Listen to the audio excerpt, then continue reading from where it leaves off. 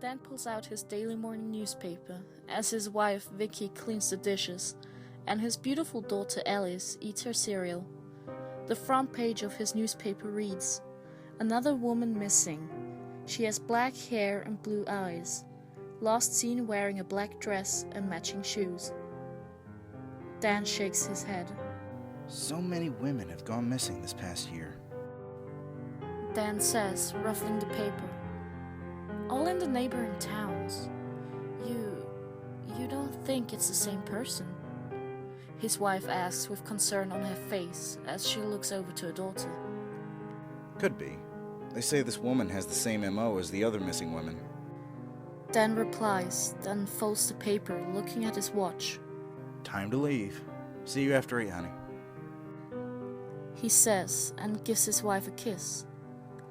"Another long day at work? They have you staying late a lot," she replies, giving him an upset look. Yeah, we're just doing a big work project. He says, making his way to the door for work. They live in a happy, friendly neighborhood with nothing to complain about. The houses are far apart enough where noises are never an issue. And they also have woods just behind them, adding to the charm of the place. Dan's work goes by as per usual. At lunch, he gets his daily call from his wife and child to cheer him on. And at 5 p.m., Dan leaves work. Instead of heading home, he heads to his normal after-work location in the woods behind the house. Dan drives down the familiar dirt road and comes up to his hidden sanctuary. Dan stops the engine and steps out of the car, already hearing the thrilling sounds coming from his hand-built shack. Now, sweetheart. No more screaming. I'm here now. Melissa, was it? Or so the paper says. Dan says as he steps in and locks the door to the shack. He starts removing his work clothes and replacing them with his blood-soaked ones from his prior work in the shack. He turns to the woman in a torn black dress on the table, stretched in a manner that could break her very arms if she trashed around, which is what he hoped for. He studies his work from yesterday, in which he had accidentally spilled bleach into her eyes. You should be happy. You are a star. Or maybe I'm the star. Anyway, how are your eyes? I didn't mean to spill the bleach, honestly. But hey, looks like one eye is better, though. Dan says, staring into the semi-blind woman's pain-stricken face. Dan sighs and grabs his scalpel of choice. I don't think the others should stay in. I can fix that for you. Dan pauses, watching his victim start to shake and whimper. Do you trust me?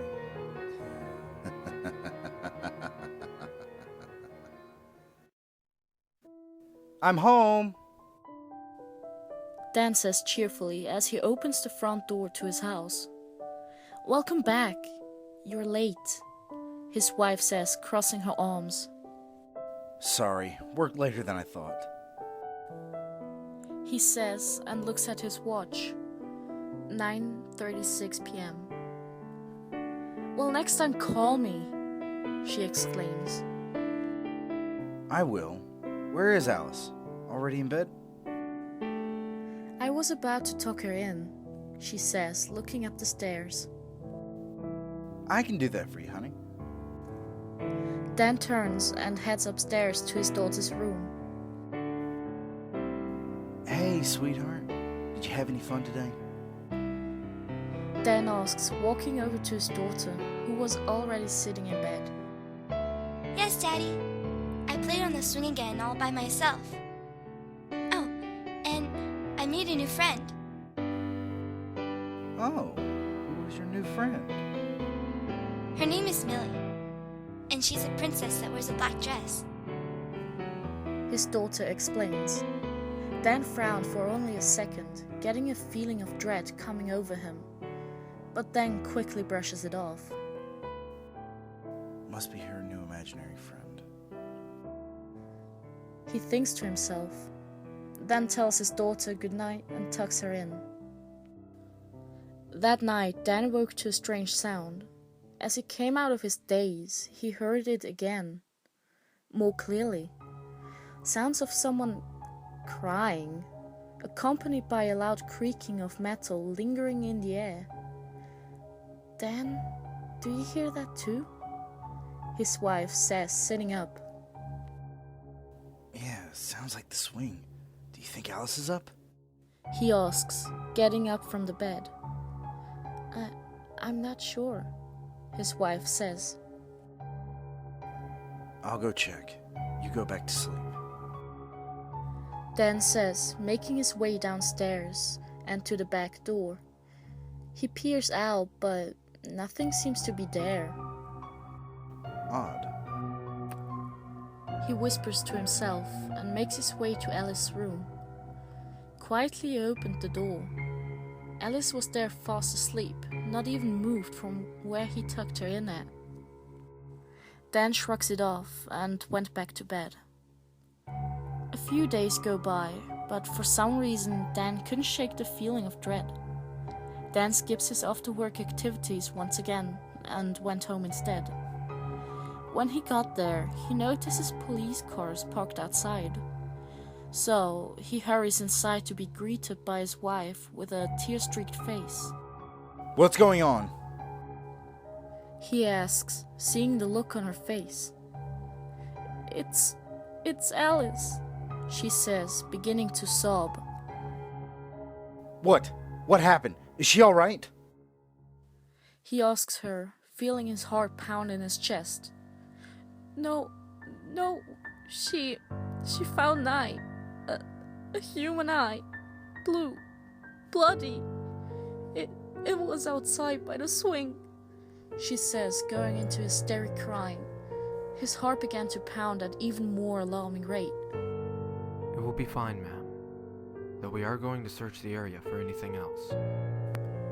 A policeman says, then bows his head to leave. That night, none of them said too much. Dan tucks in Alice, who still was scared out of her mind. Daddy? Alice says as her father goes to leave. Yes, honey? She told me she was going to kill me. That's what Millie said. She had the same eyes as the one I found. Dan looks to his daughter with a shock, but then hugs her tightly. It was just a dream. As long as I'm here, no one will touch you. Got it? He says. Alice nods, then lays back down. That night, Dan tosses and turns, but can't rest. His thoughts drift to the eye, then to where his sanctuary is, then back to the eye. She's dead. I pulled her still beating heart with my bare hands. And all the bodies have been buried. The shack was too far from here for the police to search as well. So there's no way it was her. He thinks to himself. A loud, metal creaking sound interrupts his thoughts, this time even louder than the other nights before. Dan's heart starts to pound in his chest. He quietly goes downstairs and steps outside, walking over to the swing. It's fine. Hadn't even moved an inch. He turns to go back inside when he stops in shock. The words, "Do you?" are written above the door in what looks like blood. A jolt of fear takes over him and he runs back into his house, fearing that someone had found out his activities. He decides to wake his family and leave. He rushes upstairs to his bedroom. Honey, we gotta leave.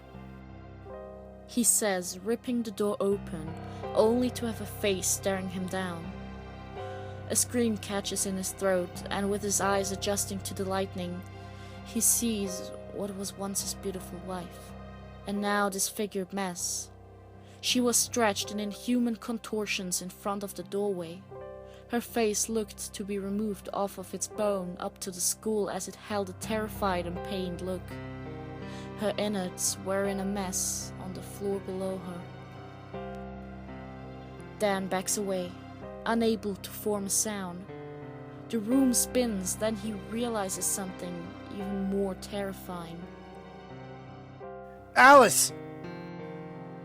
He yells at the top of his lungs as he runs to a door. Without hesitation, he bargains into a room. To his worst fears, she too had been attacked. He looks in horrified anguish at his daughter, to see that her heart and eyes are gone, and sitting on the nightstand below her.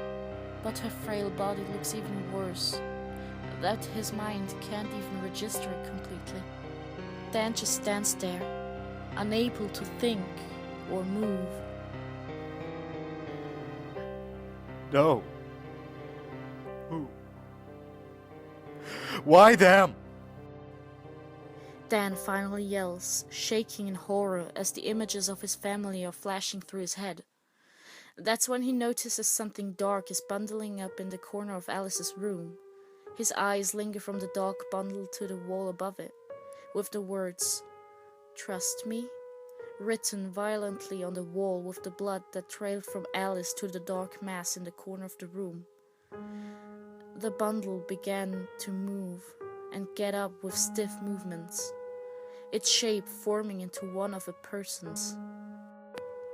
It slowly turns its head to him, with his voice stuck in his throat as a woman with a missing eye faces him, her clothes covered in dirt and dried blood.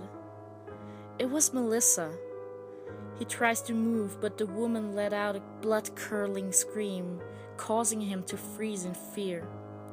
She twitches and slowly starts to move towards him, her arms reaching for him with bloody fingertips. Why? He shouts at her, and she pauses. Why did you kill them? Why not just me? He shrieks, and she tilts her head. Because you must suffer what I suffered. You removed my organs. I removed theirs.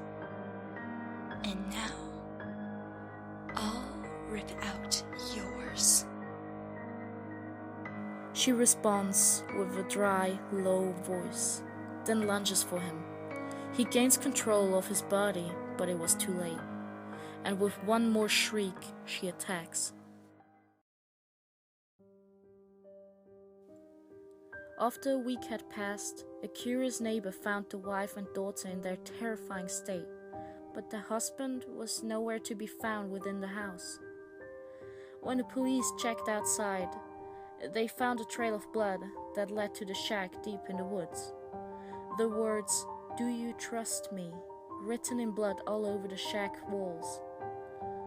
The bodies of the missing girls were found mutilated from the past year and buried behind the shack. All except one. People in the area have gone missing every month since.